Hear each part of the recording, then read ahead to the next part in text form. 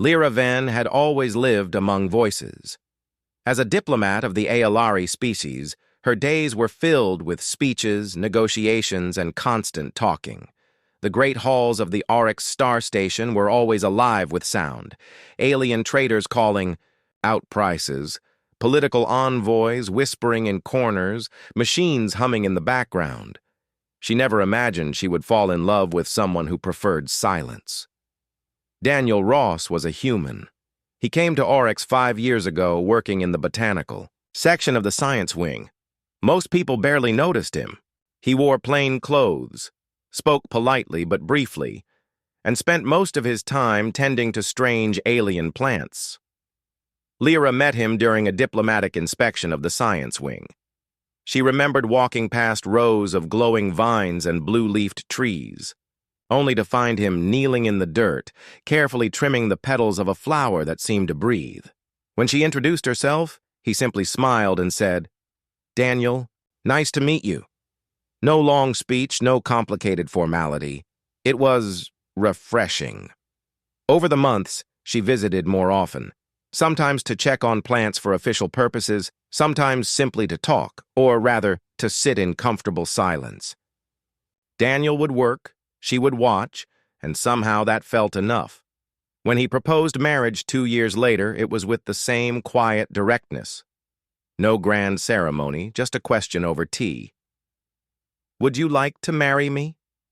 She said yes, without hesitation. Life with Daniel was calm. He woke early, cooked breakfast, and went to work in the botanical section. In the evenings, they would eat together and watch the slow drift of ships outside their viewport. He never raised his voice, never argued, and never showed anger. To Lyra, he seemed the safest man in the galaxy, until the night everything changed. That evening was the annual Unity reception, an event where leaders of dozens of alien species gathered to celebrate peace.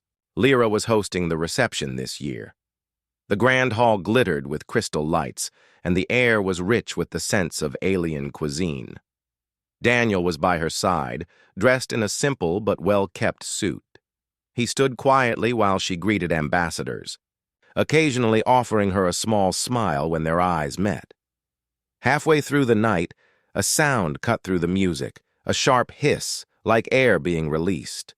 The great doors slammed shut, and figures in black masks stormed in. There were 5 of them, armed with pulse weapons. Their leader's voice boomed through the hall. "Everyone stay where you are! This is now under the control of the Vark Syndicate!" Gasps and shouts filled the room. The ambassadors froze, unsure whether to fight or flee. Lyra felt Daniel's hand touch her arm. His voice was calm. "Stay behind me." She blinked at him. "Daniel." But before she could finish, the leader of the raiders pointed his weapon toward her. "Aelari diplomat, step forward! You will come with us!" Daniel moved first. He stepped in front of Lyra, his posture strangely straight, his gaze cold in a way she had never seen.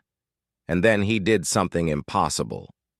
From under his coat, he drew a sword, not a ceremonial blade, not a decorative relic, but a weapon of perfect craftsmanship. Its metal shimmered with a silver-blue light, the edge so fine it seemed to disappear when it caught the light. The entire hall went silent. Even the raiders froze for a moment. Lyra's mind raced. Why did Daniel, her quiet, plant-loving husband, carry a sword? In the entire star station, almost no one used bladed weapons anymore. They were ancient history, replaced by energy and plasma technology. But what shocked her most wasn't the weapon. It was the way Daniel held it. He didn't fumble. He didn't raise it in panic. He held it like it belonged in his hand, like it was an extension of him. The leader of the raiders tilted his head, and for the first time his voice wavered. "Where did you get that blade, human?" Daniel didn't answer. The first raider stepped forward, swinging his pulse rifle toward him. In one smooth motion, Daniel moved. His sword cut through the air faster than her eyes could follow. The Raider's weapon clattered to the ground in 2 pieces. The man staggered back, unhurt, but shocked. Daniel hadn't touched him, only his weapon. Another Raider charged. Daniel sidestepped, tapped the attacker's wrist with the flat of his blade, and the weapon fell harmlessly to the floor. It was surgical, almost graceful. The entire fight lasted less than 10 seconds. One by one, the Raiders were disarmed without a single drop of blood spilled. The hall was completely still. The leader stared at Daniel's sword, his masked face unreadable. Then, slowly, he backed away. "We will remember this." The Raiders retreated through the doors, vanishing into the station's shadows. Lyra turned to Daniel, her heart pounding. What was that? Where did you learn to—" Daniel sheathed the sword, his expression unreadable. "It was necessary," he said softly. Then he walked toward the exit as if nothing had happened. But Lyra saw it. When he drew that sword, the air in the hall had changed. The fear had shifted from the Raiders to something else, something older, deeper. The way they looked at the blade was not just recognition, it was fear, and she realized something unsettling. She had been married to Daniel Ross for 2 years. She thought she knew him completely. But in that moment, watching him vanish into the crowd with that ancient sword at his side, she understood a truth that made her skin tingle. She didn't know him at all. Lyra spent the rest of the reception answering questions from nervous ambassadors, but her mind was elsewhere. She replayed every detail of Daniel's movements in her head. The precision, the speed, the control. Humans weren't known for such skill. In fact, most alien cultures considered humans clumsy compared to species with faster reflexes or extra limbs. Yet Daniel had moved like water flowing around rocks, effortless and unbreakable. When the guests finally left, she went looking for him. She found him in their private quarters, sitting at the small table, sipping tea as if the night had been ordinary. The sword lay across his lap, clean and polished. Lyra stood in the doorway, unsure whether to be angry or afraid. "You have some explaining to do." Daniel looked up at her with calm eyes. "I know." She stepped closer. "Why do you have a sword? Where did you learn to fight like that?" For a long moment, he didn't answer. His hand rested on the blade, and she saw the faint reflection of her own face in its surface. Finally, he said, "Because there are some things in this galaxy that cannot be forgotten, no matter how much you try to leave them behind." Lyra felt a chill run down her spine. And then, before she could ask more, the comm panel on the wall buzzed. A low, gravelly alien voice came through. "To the human with the sword, the galaxy remembers you." Lyra turned to Daniel in shock. But he was already standing, sword in hand. For the first time since she had known him, she saw a flicker of something dangerous in his eyes. Whatever life they had before tonight, it was over. The next morning, Lyra woke to the sound of Daniel in the kitchen. It was strange. After last night's events, she expected him to be tense, alert, maybe even preparing for danger. But there he was, calmly cooking breakfast as if nothing unusual had happened. The smell of warm bread and spiced tea filled the small apartment. Lyra sat at the table, her eyes fixed on him. The sword was nowhere in sight. "Sleep well?" Daniel asked without looking up. "No," she answered honestly. "I dreamed of masked raiders and my husband carrying a weapon I've never seen before." Daniel paused for just a moment, then placed a plate of food in front of her. "Eat. We'll talk after." She stared at him, part of her wanting to argue, but another part remembering the calm authority in his voice last night. Reluctantly, she began to eat, but her eyes never left him. When they were done, Daniel finally sat down. His hands were clasped together on the table, and for the first time since she had met him, he looked older. Not in age, but in the weight behind his eyes.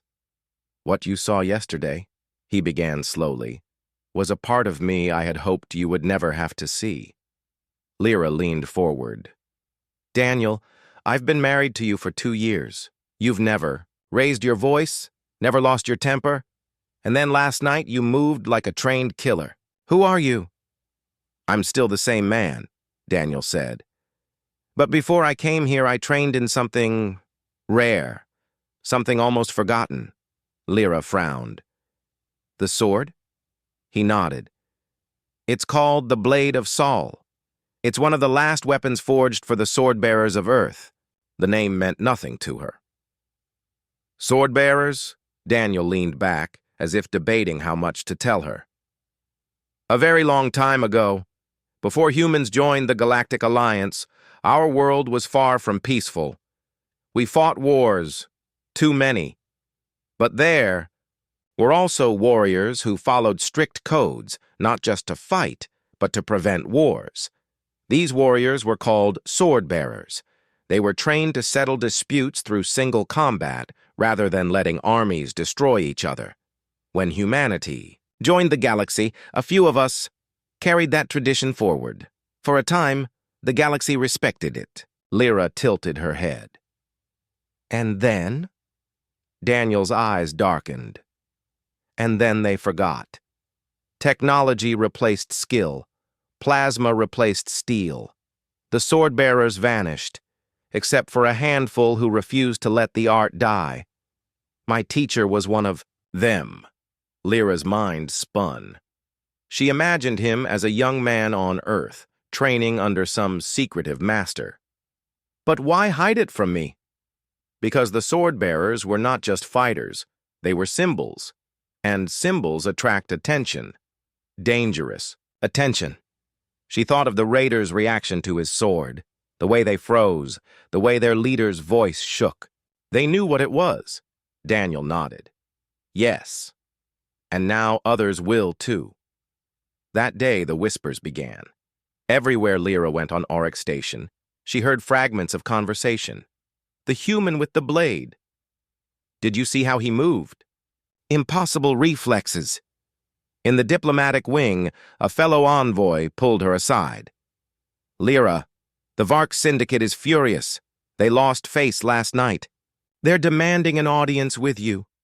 And your husband. Lyra kept her voice steady. Tell them I'll arrange a meeting. When she returned home that evening, Daniel was polishing the sword. The blade gleamed in the dim light, its surface so smooth it reflected like a mirror. They want to meet you, she said. I know, Daniel replied without looking up. You know, he set the sword down. Lyra, the moment I drew this, I knew they'd come for us. The Syndicate doesn't forgive humiliation. Lyra crossed her arms. Then why draw it? His voice was calm, but there was an edge beneath it. Because if I hadn't, you'd be a hostage right now. Maybe worse. That silenced her. She remembered the raiders' weapons, the way they moved toward her. She hated to admit it, but she understood. Still, the mystery of Daniel Ross was deepening faster than she could process. The meeting with the Syndicate took place 2 days later in one of Orcs Station's secure chambers. Lyra attended as the official representative, Daniel as her escort. The Syndicate's leader was a tall, scaled alien with a voice like grinding stone. He stared at Daniel for a long moment before speaking. You carry a blade not seen in centuries, the leader said. You move as one trained in the old ways. This is unexpected. Daniel said nothing. The leader's eyes narrowed. You embarrassed us before the eyes of the galaxy. That cannot go unanswered. We challenge you to a ceremonial duel, one-on-one, as per ancient law. Lyra's heart skipped. That law hasn't been invoked in decades, she protested. The leader smirked. And yet, the human's weapon makes it valid again. If he refuses, we will declare your station dishonorable and peace will end. Daniel's jaw tightened. The leader leaned forward. If you win, we will withdraw. If you lose, you both leave this station and your people will never walk here again." The room was silent. Lyra looked at Daniel, praying he would refuse. But instead, he met the alien's gaze and said quietly, "I accept." That night, Lyra confronted him. "Are you insane? If you lose—" "I won't lose," Daniel said simply. She threw her hands up. "That's not good enough. Why agree? At all? Let the station's guards handle them." Daniel shook his head. "The duel is more than a fight. It's a message. If I refuse, they'll take it as weakness, and the Syndicate doesn't respect weakness." Lyra sat down heavily. "You've lived quietly for so long. Why step back into this now?" Daniel looked at her, and for the first time she saw something raw in his eyes. "Because I've been running from what I am. But I swore an oath, Lyra. The blade is not meant to stay hidden forever."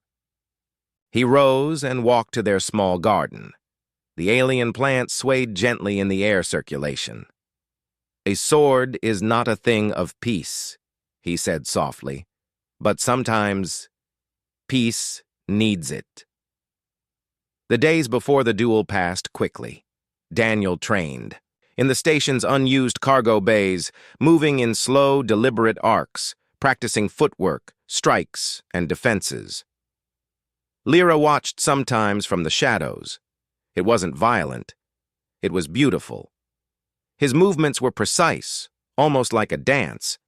He practiced in silence, his expression calm, every motion controlled. Once, she asked him why he didn't use energy weapons like everyone else. "Because a sword forces you to be close," he said. "You can see your opponent's eyes. You can choose to end the fight without ending a life." That made her think. The raiders last night, none of them had been killed. Only their weapons had fallen. The night before the duel, an unexpected visitor came. An elderly alien in flowing robes approached Daniel in the corridor. He was tall with pale blue skin and eyes like silver coins. When he saw the sword at Daniel's side, he stopped and bowed deeply. "Swordbearer of Sol," the alien said in a voice filled with reverence. "I thought your kind was gone." Daniel inclined his head. "I thought the same of the witnesses." The alien smiled faintly. "The galaxy has forgotten the old codes, but there are still those who remember." He placed a hand on Daniel's shoulder.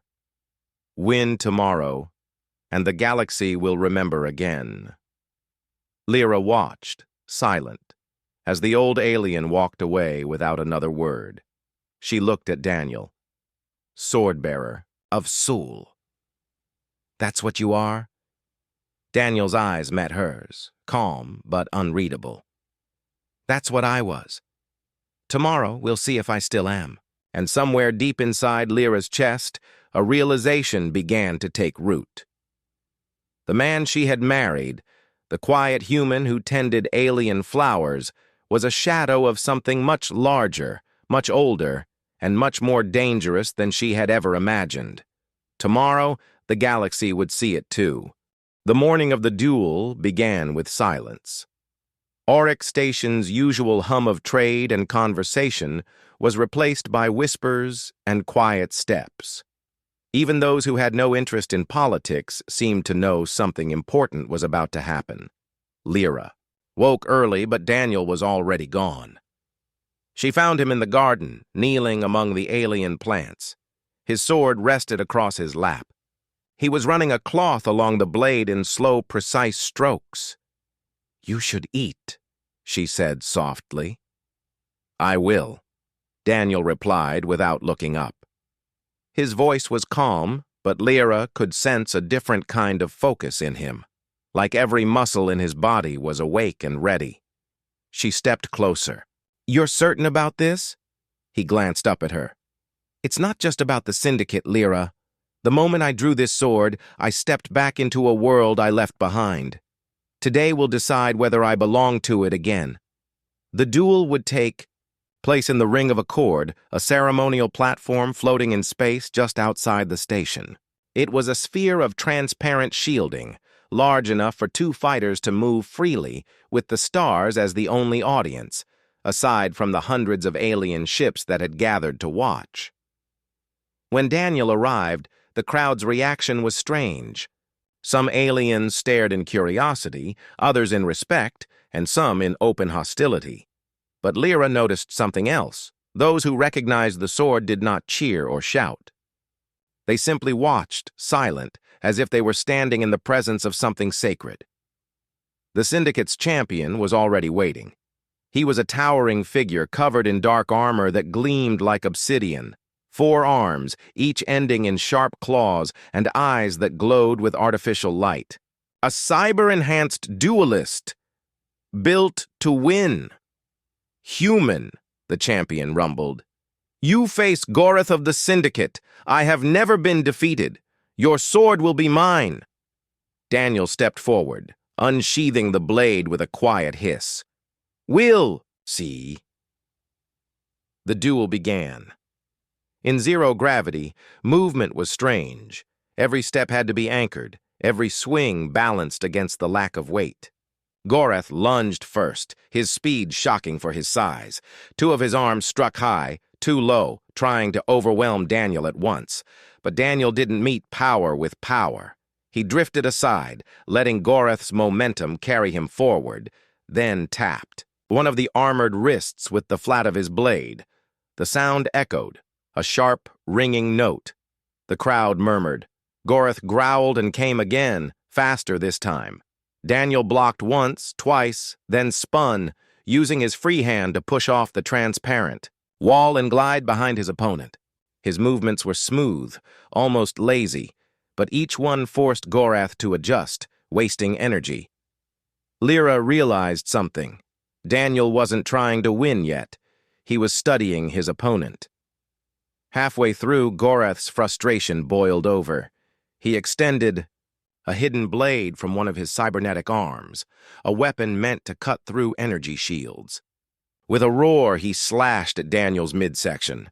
Daniel's sword flashed once, and the hidden blade spun away, severed cleanly at the base. The crowd gasped.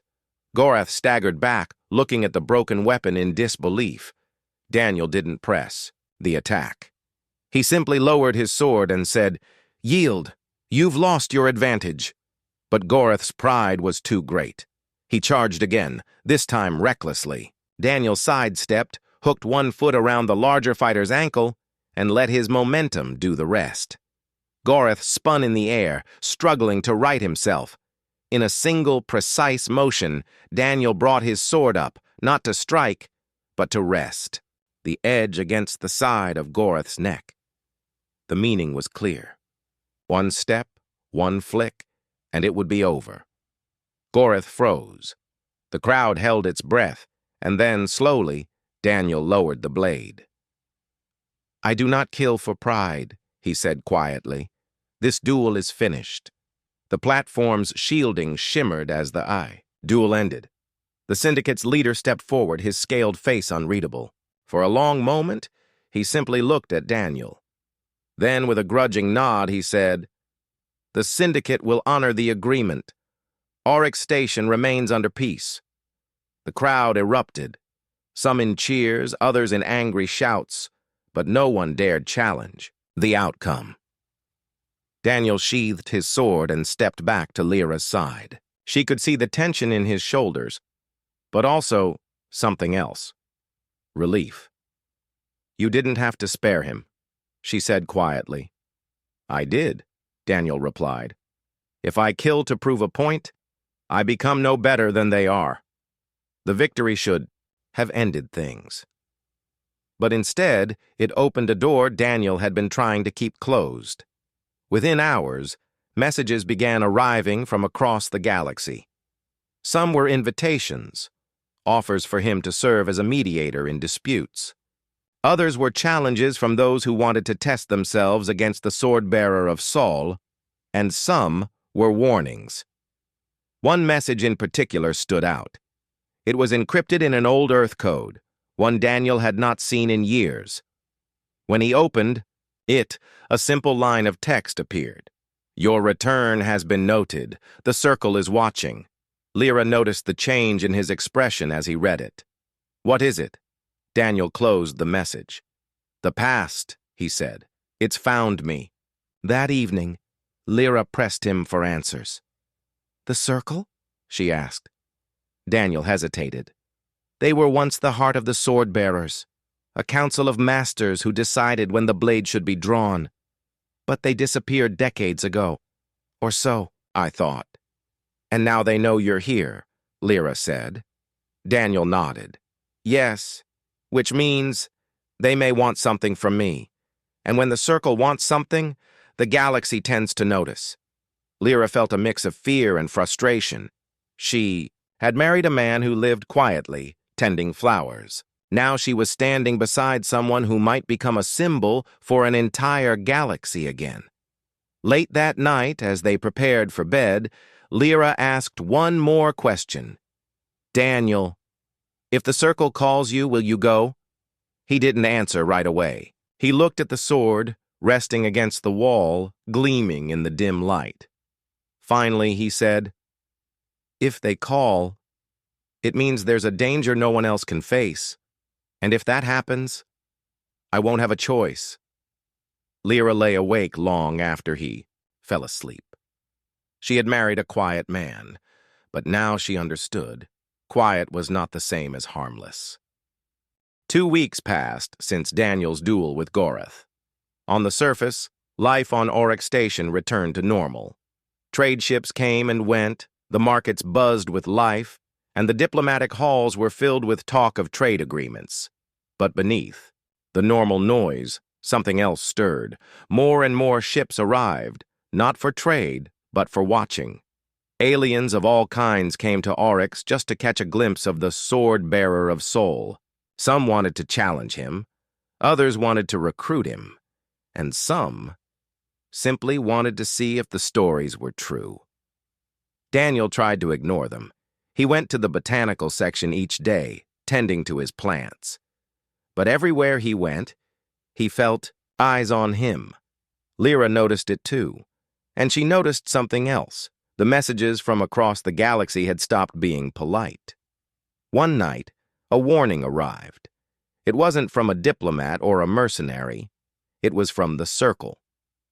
The message came as a visual projection. A hooded figure appeared, the face hidden in shadow. "Daniel Ross, sword-bearer of Sol. You have broken silence. The galaxy watches again." Daniel stood still, arms folded. "If you have something to say, say it." The voice was deep and calm. "The Circle calls you to the Star of Accord. A challenge awaits, one that will decide if you are worthy of the blade you carry. Refuse, and we will take it from you." Lyra stepped forward. "Who are you to threaten him?" The hood tilted slightly toward her. "We are not your enemy." "Elari. But the blade must be carried only by one who can bear its weight." The image vanished. Lyra turned to Daniel. "You're not going." But Daniel shook his head. "I am." She stared at him. "This isn't like the duel with the Syndicate. This is different. They don't want peace talks, Daniel. They want to test you." "I know," Daniel said quietly. "And that's exactly why I have to go. If—" "I refuse. The Circle will send someone to take the sword, and they won't care who gets hurt in the process." The Star of Accord was not a star at all, but a vast, ancient space station drifting in neutral territory. No one knew who had built it. Its halls were made of black metal that seemed to absorb light, and the air inside carried a faint echo, as though every sound was heard twice. Daniel and Lyra were led to a large chamber at the station's center. Hundreds of beings filled the stands, representatives from dozens of species. They had come to watch just as they had at Orcs. But this time, there would be no political treaty at stake. Only Daniel's right to carry the blade. At the far end of the chamber, 3 figures sat on a raised platform. The Circle. Each wore robes of different colors, white, red, and black. The one in white spoke first. "Daniel Ross, You come before us to prove your right to wield the blade of Saul. The one in red leaned forward. If you fail, the sword will pass to another. Perhaps to one more willing to lead. Daniel's voice was steady. And if I succeed, the one in black answered, then you will be named Grand Sword-Bearer, and the galaxy will know you again. Daniel glanced at Lyra. She gave him a look. That said, be careful. The challenger stepped forward. He was not armored like Gorath. Instead, he wore simple training clothes. But everything about him spoke of danger. The way he stood balanced on the balls of his feet. The way his eyes studied Daniel's every movement. The way his hand rested lightly on the hilt of a long, curved blade. The circle's voice rang out. The duel will be fought to submission. No killing. Begin. The challenger moved first. He was fast. Faster than Gorath had been, and far more precise. His blade swept toward Daniel's shoulder in a clean arc, forcing Daniel to block immediately. The impact was sharp, vibrating through the chamber. Daniel stepped back, adjusting his stance. The challenger pressed forward, each strike flowing into the next. Daniel met them all, but the speed was relentless. Lyra's heart pounded. She had seen Daniel fight, but she had never seen him pushed. Minutes passed, and the fight grew more intense. Daniel shifted to offense, forcing the challenger to backpedal. He struck in short, controlled bursts, testing defenses, searching for weaknesses. But the challenger adapted quickly, turning each attempt aside. Then, in a blur, the challenger twisted his blade and locked it against Daniel's, trying to wrench it from his grip. Daniel didn't fight the pull. Instead, he stepped forward, closing the distance until the blades were useless, and struck with the hilt of his sword against the challenger's ribs. The move forced him to stumble back, breaking the lock. The crowd reacted with murmurs of approval, but the challenger only smiled. Good, he said. Now stop holding back. Daniel said nothing, but his stance changed. His movements became sharper, faster. He began using the environment, pushing off the walls, twisting in the air, and striking from angles that made the challenger work harder to defend. Lyra recognized it now. Daniel wasn't just fighting to win. He was showing the circle who he was. The final exchange came suddenly. The challenger lunged, aiming for Daniel's chest.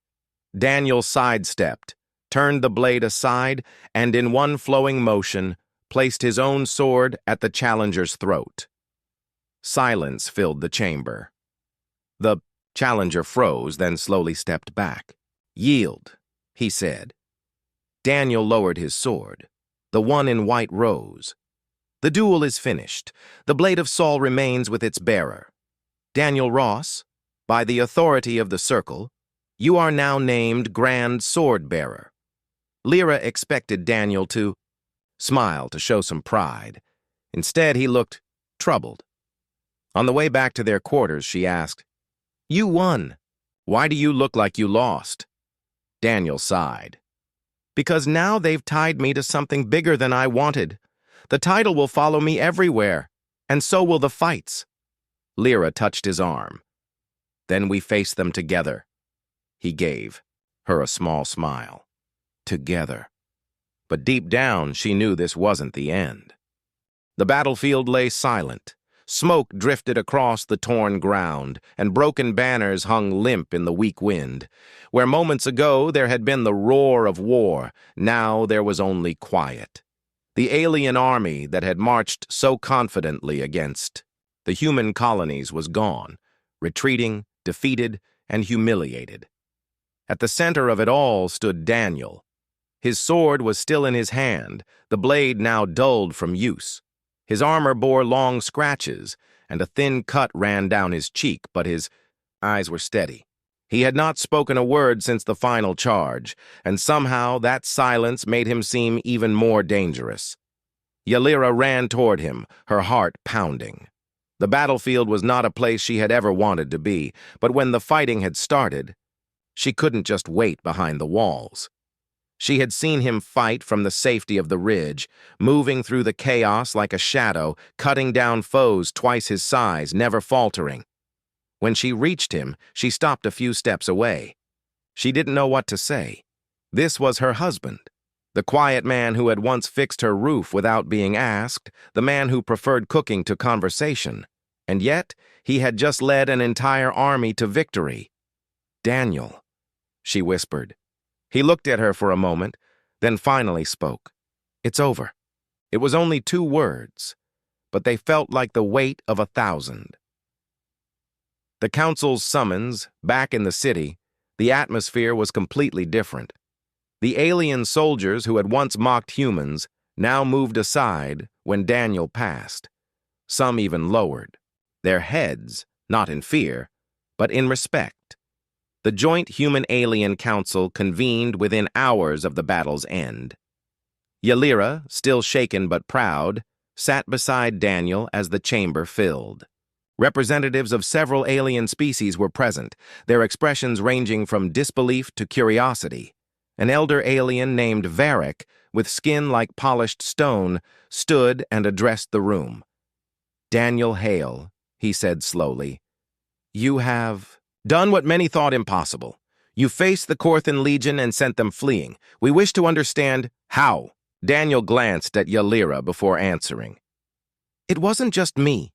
The soldiers, human and alien, fought together. We used what we had. We adapted." Varric tilted his head. "Adapted? The Korthans have fought for centuries. They know every tactic." "Not everyone," Daniel replied simply. "They didn't expect us to change our plan in the middle of the fight. They didn't expect us to use the terrain the way we did. They didn't expect a human leading from the front." A murmur passed through the chamber. The story. Spread's news traveled quickly. Within days, distant colonies were speaking of the quiet human warrior. Songs were sung in taverns, and alien children asked their parents if humans were all like Daniel. But for Daniel himself, nothing changed. At least, not inside. He still preferred to spend mornings in the small garden behind their home. He still listened more than he spoke. The sword, however, now rested in a place of honor above the fireplace, and every time Ylira saw it, she was reminded of the day she truly understood the man she had married. One evening, as they shared a meal, Ylira finally asked the question that had been in her mind since the battle. "You never told me you could fight like that," she said softly. Daniel took a moment before answering. "I hoped I wouldn't have to." The peace agreement weeks later, the council finalized a peace treaty with the Korthans. It was not out of goodwill. The Korthans had suffered too great a loss to risk another attack. Daniel attended the signing, but not as a politician or a general. He stood quietly at the edge of the room, a living reminder of what had happened. When the Korthan representative passed him, there was no glare, no insult, only a slow, respectful nod, Ylira noticed. "They fear you," she said later. "They respect strength," Daniel corrected. "And now they know humans have it." A quiet. Return life began to return to normal, though normal now included alien visitors coming just to see the man who had turned the tide of a war. Daniel was polite but distant with them, preferring not to be treated like a legend. One afternoon, Ylira found him repairing a broken fence near the edge of their property. The sight made her smile. It was exactly how she had first met him. Tools in hand, working quietly without fuss. "You could have people do that for you now?" she teased. Daniel shrugged. "I like doing it myself." A lesson for the galaxy over time, Daniel's victory became more than just a story. It became a lesson repeated in military academies across the galaxy. Instructors spoke of how the quiet human had used adaptability and courage to overcome a stronger force. But what none of the lectures could capture was the part Ylira understood best. It wasn't only skill that had won the battle. It was his refusal to give up, even when the odds were impossible. And perhaps, she thought, That was what made humans so different. The final conversation. One night, as they watched the stars from their porch, Ylira turned to him. "Do you ever miss it? The fighting?" she asked.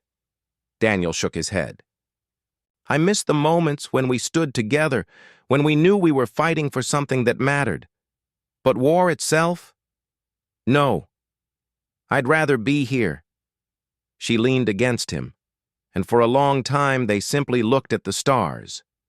The galaxy was vast and full of dangers, but Ylira no longer felt afraid. She knew now that sometimes the quietest people carried the strongest swords and the strongest hearts.